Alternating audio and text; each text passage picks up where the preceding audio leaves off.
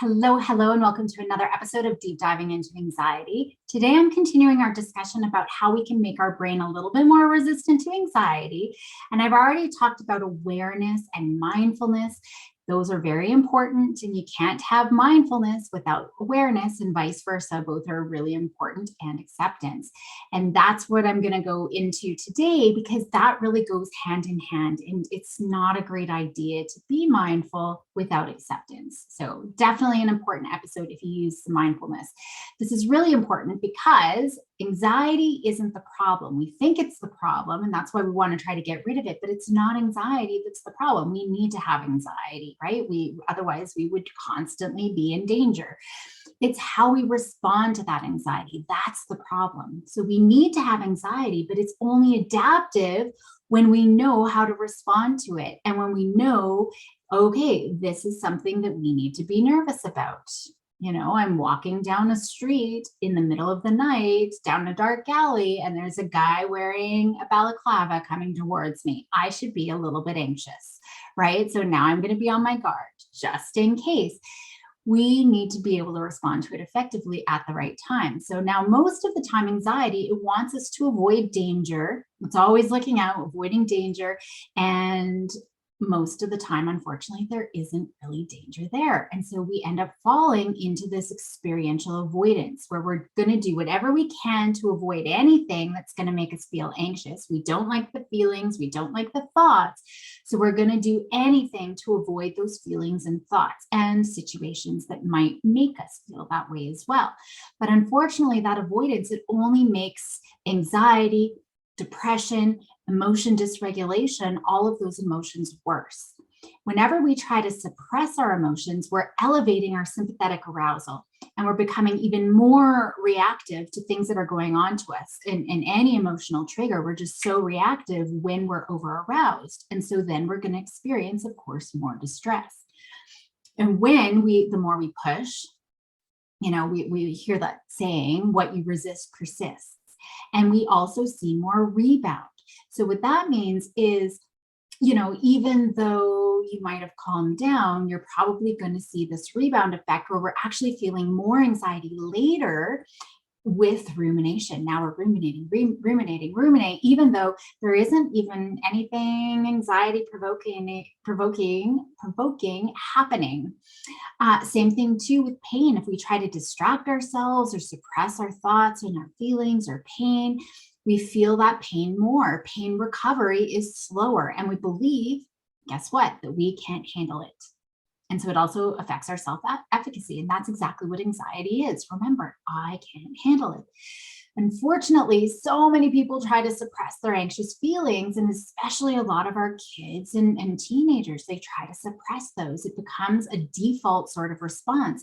That's not helpful either, because it's just making anxiety worse. It's increasing the tension. Everything else is going to get worse, and we're going to be more likely to feel anxious in the future and ruminate. So therefore, to respond in more helpful ways, we first need to be aware of anxiety, right? That's really important, knowing that it's showing up in the first place, which I've already talked about in episode 20. I then talked about the mindfulness in episode 21, and I've talked about fear extinction. But today I'm really talking about that acceptance piece, like I said, because it goes hand in hand with mindfulness. Now, just to recap, the goal of mindfulness is to be aware of the present moment and to be in the present moment. Acceptance is to not change our experience of anxiety in any way. So we're simply noticing what's happening in our bodies and in our minds. We're not overly identifying with them. We're not reacting to them. We're not getting carried away with them. We're not judging them that this is bad, because all of those things that we could be doing just makes us more distressed. So mindfulness is one piece, but acceptance is so important too. Now, mindfulness and acceptance, they're strengthened through regularly paying attention to what's happening moment to moment. And so that's why small little practices many times throughout the day are so important in building that mindfulness muscle, which I've already talked about. I've posted some sample activities in the mindfulness episode, but I want to let's do a quick one now. I think it's just really good to always be practicing these. So all I want you to do is pay attention to your body. See if you can just pay attention to your whole body right now. And then just drop your awareness down into your left foot. Just see if you can pay attention to your whole foot.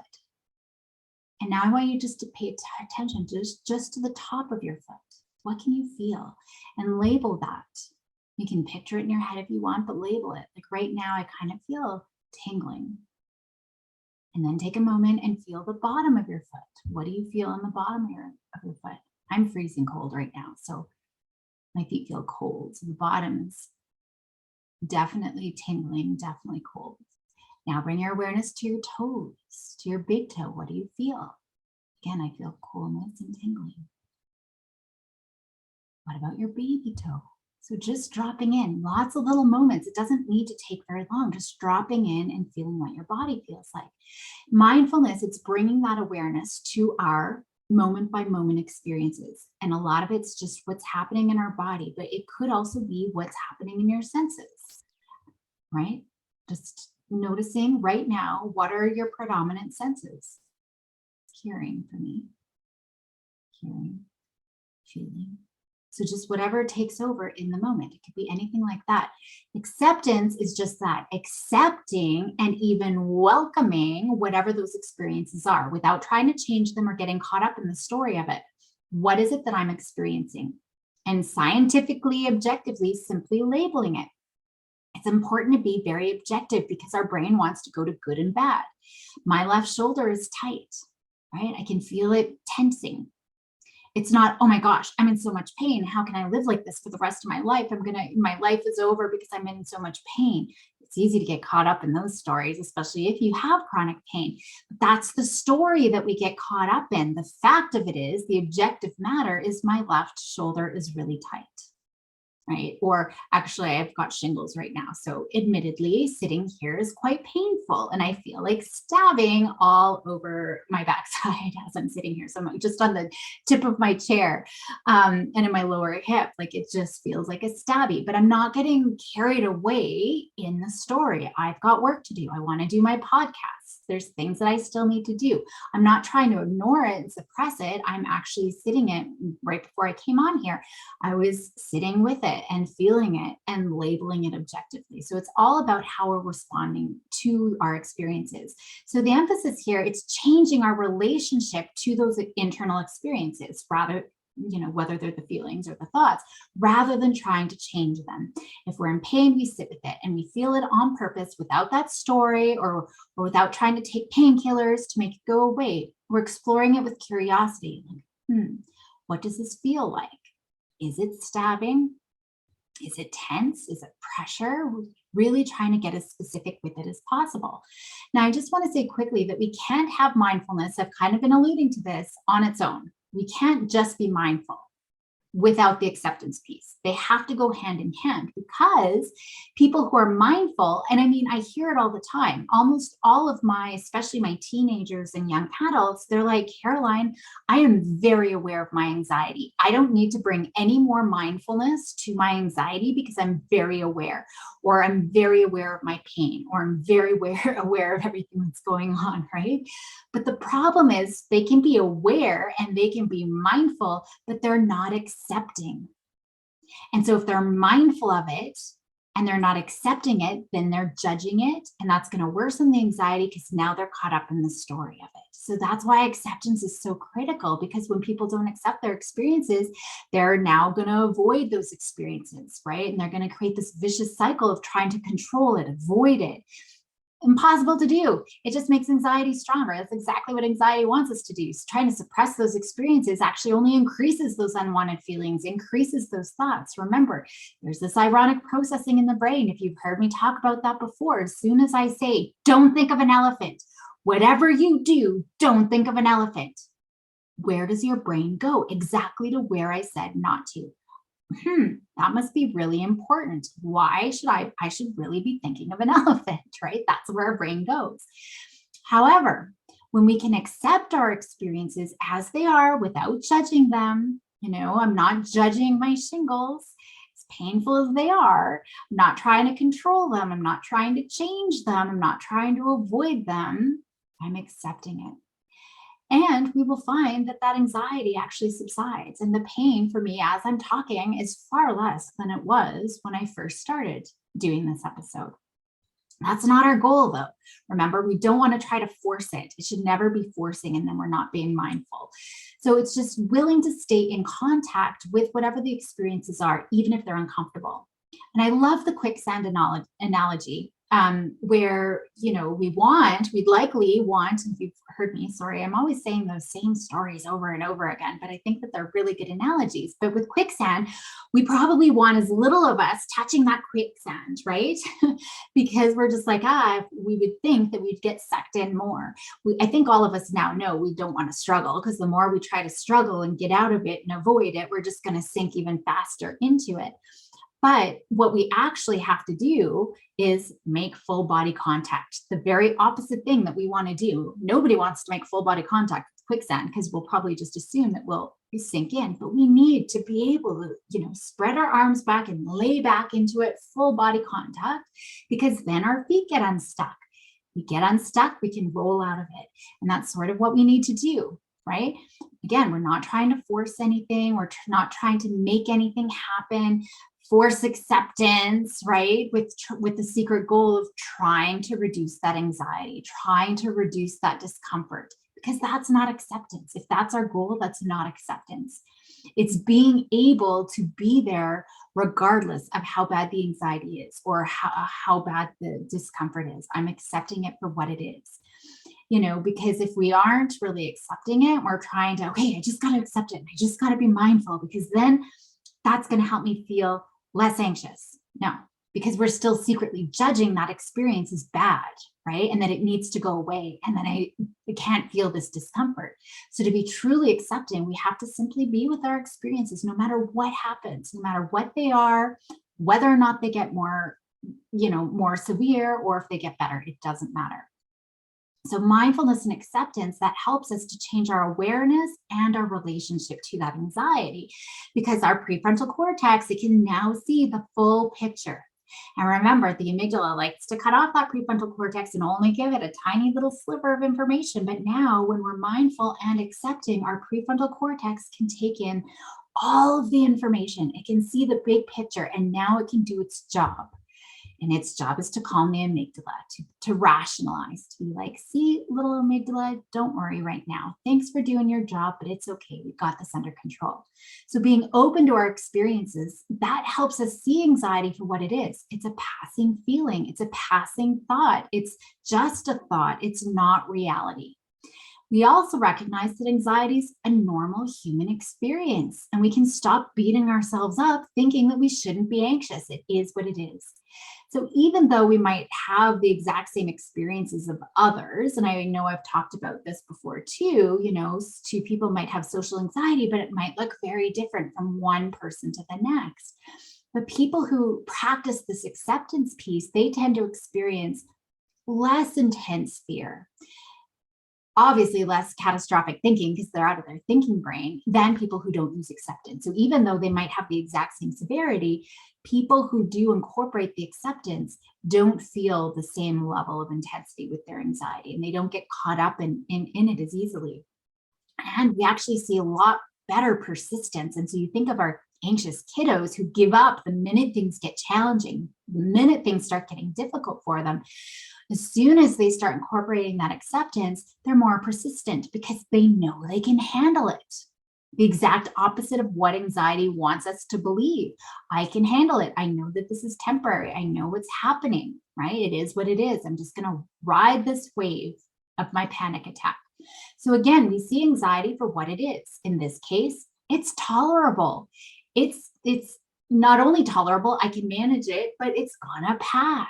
Just like anything, it's going to pass. And when we try to push it away, or if we try to distract ourselves, we're reinforcing the message that I can't handle it. It's not tolerable, right?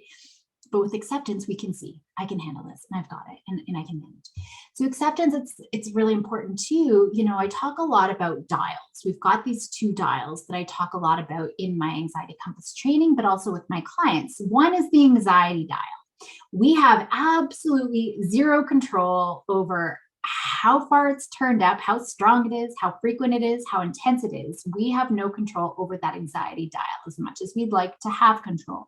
We think we have control over the dial, but we don't. And any attempts to try to change that intensity of the anxiety or to try to take control of that dial only backfires. Now, our other dial, that's our acceptance or our willingness dial. But really here, we're talking about the acceptance. When I talk about willingness, it's willingness to live life, to do things that we need to do, even if we're feeling anxious. Even though I'm feeling like I'm in a lot of pain right now with my shingles, I still wanted to do this podcast. It was still important to me. So I'm still willing to do life. And same thing with anxiety. I still get anxious when I go in front of big groups of people, even though I've been doing it for over 20 years and thousands of people. I still get nervous, but I'm able to move forward and do it anyway. So that's the willingness piece. I have no control over the anxiety. Certainly it's gotten easier for me over the years, but I know I've got 100% control over that willingness, that I'm willing to do the things that I want to do that are important to me. Now with acceptance, we're acknowledging that we have no control of that anxiety dial, so we don't waste our life trying to find ways to control it, right? We can actually go on with life knowing that this is that unwanted sort of pesky, annoying sibling, right? That we don't want to have come with us on family trips because they're so annoying and whiny all the time, but they got to come with us anyway. And so we may as well just enjoy as much of the trip as we can. Acceptance is also important because it helps us live life in the present moment. It really supports that mindfulness because we're often living in the past or the future. We, beating ourselves up for things we have done or wanting things to be different in the future or worried about things that are going to happen in the future. And we just set ourselves up for sadness and stress and all this negative self-talk that we should be stronger, that we should be braver. But with acceptance, if we have a crappy job, if you have a crappy teacher, if you are in a crappy situation, we don't get caught up in ruminating. I wish it was better. I wish it was better. If only I could lose 20 pounds, I'd be happier. If I could only just find my perfect spouse, I'd be happier. If I could just get this boyfriend, I'd be happier, right? And I hear it all the time with kids, just once I'm over this hump with my friend, or if they break up, then I'm going to have my friend back. It's always, if this happens, we're waiting and waiting and waiting. We're missing out on life. We're missing out on all of the good things that are actually around us right here and now. And when we're here and now, we can be objective and we can actually see the problem as it is. We can see anxiety as it is. We can problem solve better, and we can actually do things to make our lives better rather than feeling totally helpless. I recently worked with a woman who was very anxious with work, and she just absolutely hated it. Everything about it, I kind of broke it down. What are all the things that you hate? And she's like, this and this and this and this and this and this. I'm like, what's kind of okay? She couldn't identify anything. There's a couple of things that she identified were a little bit better, but it was just this laundry list of hate. So then we looked at what she could control and what she couldn't control. So she has been looking for another job. She's trying to take that into control, but it's not like she can control getting a job. It's not like she can make herself get the job that she's just interviewed for, right? The work itself at her current job, she couldn't control the work itself. That had to get done. There were necessary tasks. She hated that, but she couldn't change it. But we're getting her to a place of acceptance. So the things that she could change, fantastic. Let's focus our energy there. Let's not waste our energy on those things that, you can't change. So by getting her to get to that place of acceptance, she could let go of the stressing and the hating and the complaining and see what she could do instead. Like, okay, well, I've got this. Let's label this. Where do I feel the tension in my body?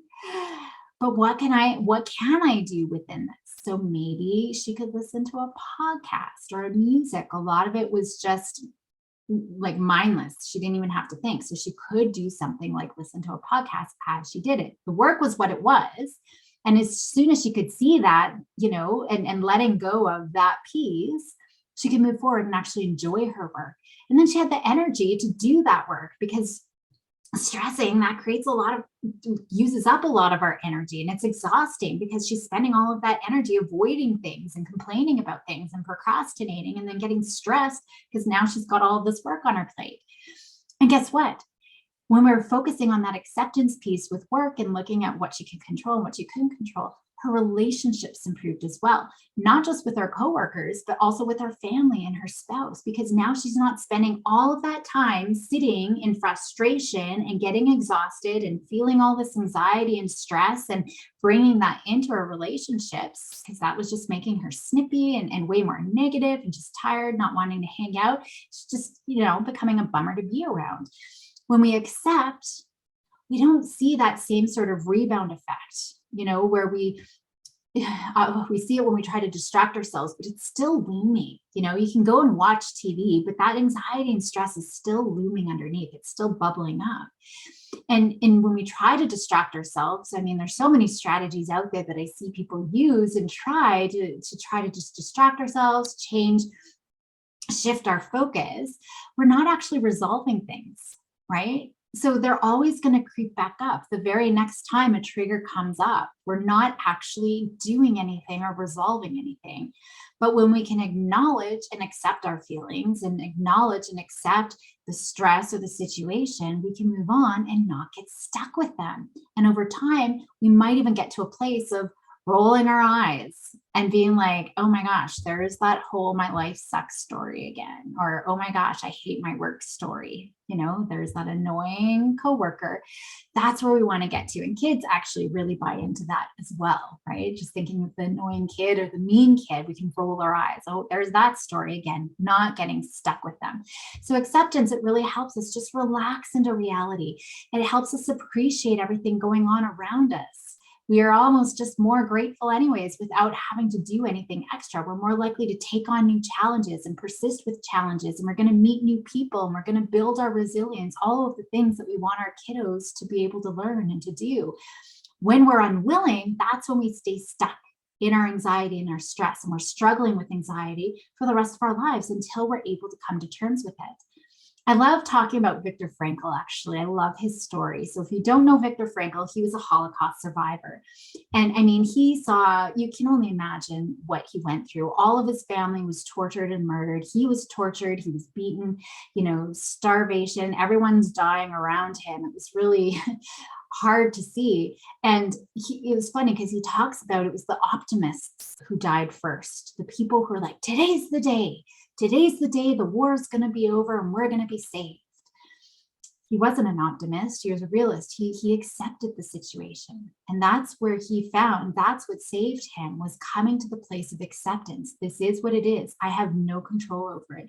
Whereas the optimists, they maintain today's the day, today's the day, today's the day, today's the day, today's the day. But how long could they maintain that? And then they felt completely hopeless because they realized nothing was going to change.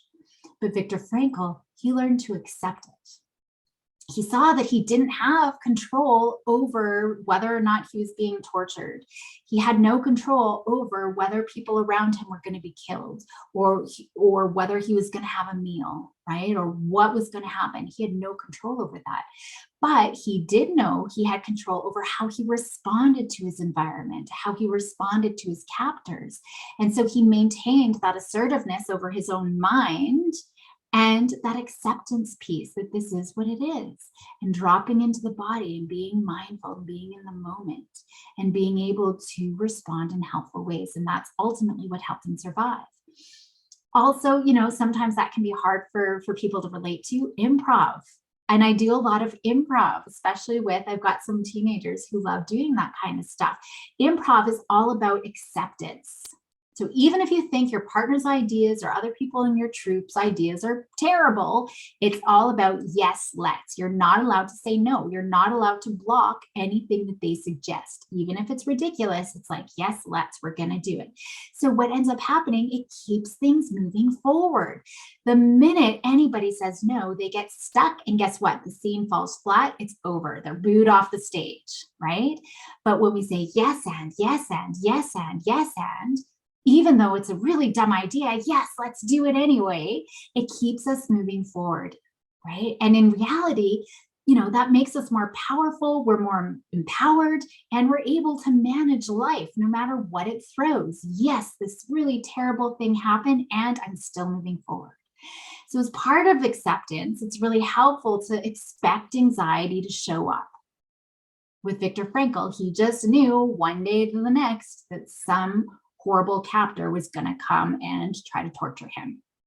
Right? So he expected. So it wasn't always a surprise. Oh my gosh, the war's still on, right? He just knew, here we go. And he was able to get on offense. And that's what a big part of managing anxiety is. It's getting on offense. So with all of my clients, I never say if it shows up, I say when it shows up. So, it's Tuesday afternoon at 3:00. When is anxiety going to show up again? Oh, probably 8:00 tonight, or maybe 8:00 tomorrow morning, right? We are predicting when it's going to show up. So then it's not so unexpected. It's not so startling. And that's what it wants to do. It wants to startle us to get that prefrontal cortex offline so it can sort of take over. So we can expect it. Oh, there you are. I told Caroline that you were going to show up at 8:00 tonight. I knew it, right? And even if it does come a little bit earlier, oh, wow, it's 6:00. I wasn't expecting you for a couple hours. You're really trying to scare me today, right? So then it's not that unexpected piece, and we get out of the should. I should always be happy. I should never feel anxious. When we expect it, we can be like, aha, I knew you were going to show up. There you are. I was wondering where you've been. Maybe it doesn't show up. Oh, that's strange. And then it shows up a few hours later. Oh, you're trying to trick me. I was wondering where you were, right? We can always be on offense. It's not good. It's not bad. It is what it is. It's normal. It's part of being human. Another one, I love analogies, and especially when we're working with children and teens, metaphors and analogies can be really helpful. So the one metaphor that I often love is the unwanted party guest. So you have a couple of options here, like it's your birthday and it's going to be a huge celebration, and all your family and all your friends are going to be there, and your favorite band is going to be there, or music artist is going to be there. You're going to have a big spread, the best birthday cake you've ever seen in your life. Now everybody's coming, but there's one person you don't want to have at that party. And guess what? That person shows up at the door. So these are your two options. One is to keep that party guest out. You don't want them there because this person is going to be a loudmouth. They're going to ruin your party. They're going to eat your cake. They're going to open all your presents. They're going to shout at the band. They're just going to make the party miserable. You don't want them there. So you want to keep them out, right? But this is the kind of person who doesn't take no for an answer, and they're going to do their very best to make it really bad for you. So maybe they're going to walk around the house with a big blow horn, and just yelling obscenities into the party, or they're going to throw bricks or tomatoes. Like they're just going to cause a scene because they're really mad now that you didn't let them into the party. So that's one option. Now you might be successful keeping them out of the party, but now your party's over, everyone's leaving, and you realize you didn't even get to say hello to anybody. You didn't even get a chance to say hello to the band because you were so busy keeping that party guest out. Or your other option is to roll your eyes. Oh, I really hoped you weren't going to show up today. Let that person in. They're annoying. You can hear them eating your cake, opening your presents, yelling to the band, but you can still hang out with your friends. You can still listen to the band, even though there's that annoying guest, in the background. It's happening, but you can enjoy. So that's kind of like anxiety. It's like, I was really hoping you wouldn't show up today, but I'm still going to do what I want to do. Even though you're there, I can feel you, those thoughts. It's super annoying. So sharing some metaphors like that can be really helpful. So with acceptance, it's come on in, do your thing. I know you're going to be annoying. I know you're going to eat my cake. I know you're going to open my presents, but I'm just going to go over here and I'm going to do this thing because this is really important for me today. My favorite band is here. All of my friends are here. I've been locked up in COVID for 2 years. I'm going to have a party. So you go do your thing. That's acceptance. That's kind of where we need to get to. So to practice acceptance, we're still being mindful. That's still really important. So we're taking time to experience whatever's happening, whether it's the thoughts or the feelings that are happening, and we're just taking note of that experiencing. Label it. Listening, seeing, or whatever the physical sensation is. So we can look at our senses, but we can also look at burning, stabbing, tension, tingling, suffocating, right? Like you can just label it. We're not trying to change it. We're not trying to do anything. We're just labeling it very objectively, dropping into the body. Now we're not going to try to do breathing. We're not going to try to force relaxation because that's trying to change the experience.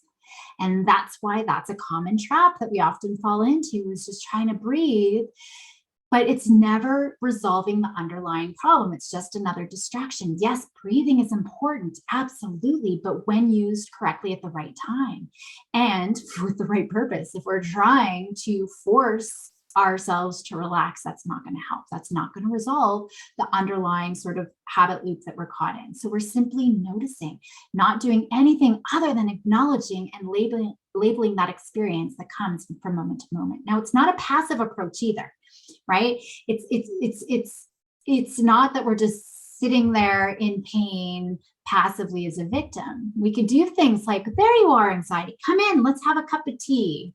Come in, I want to hear your stories today. What do you got for me? And imagine bringing that anxiety in and simply seeing it for what it is, labeling the stories for what they are, feeling things for what they are, and labeling those heaviness, tightness.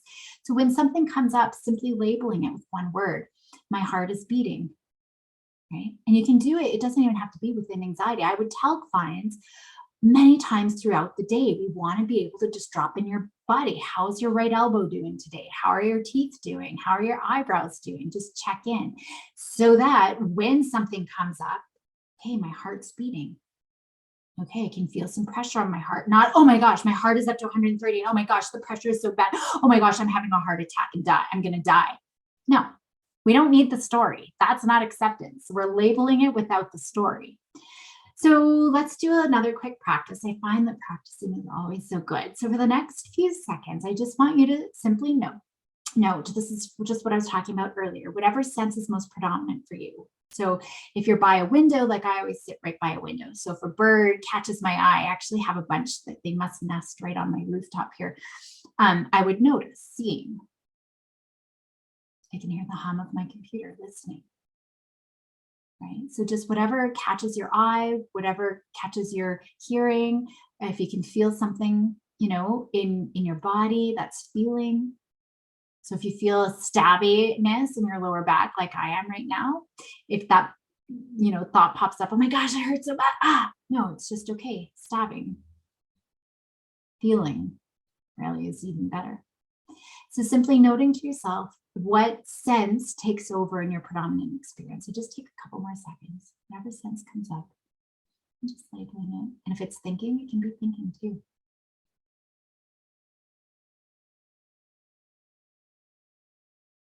Thank you for joining me today. I hope you enjoy the rest of your day. I hope that you found this helpful. I do go into a lot more detail about this. I know I'm deep diving into anxiety in this podcast, but there's still always so much you can do. I mean, it's about practicing it and implementing it and having that guided supervision and someone to consult with to be able to bounce off ideas. So I do go into a lot more detail about how we make the brain resistant through mindfulness and acceptance in my Anxiety Compass Mastery program. And that's where you can get a lot of that consultation support. And I also have weekly consultation calls as well. So if you'd like to deep dive into me, if you're a mental health professional and work with some of your anxious kiddos and get some consultation, I'd definitely be happy to chat with you. So you can look up my information, email me, or book a call. I would love to even hear from you and find out about your practice and what you're up to and what you're enjoying, and maybe even what you want to hear. I would love to hear that, making sure that my podcasts are actually going to be helpful for you. So goodbye for today. Thanks again for joining me. Help those anxious kiddos be bold and courageous, and I will see you next week.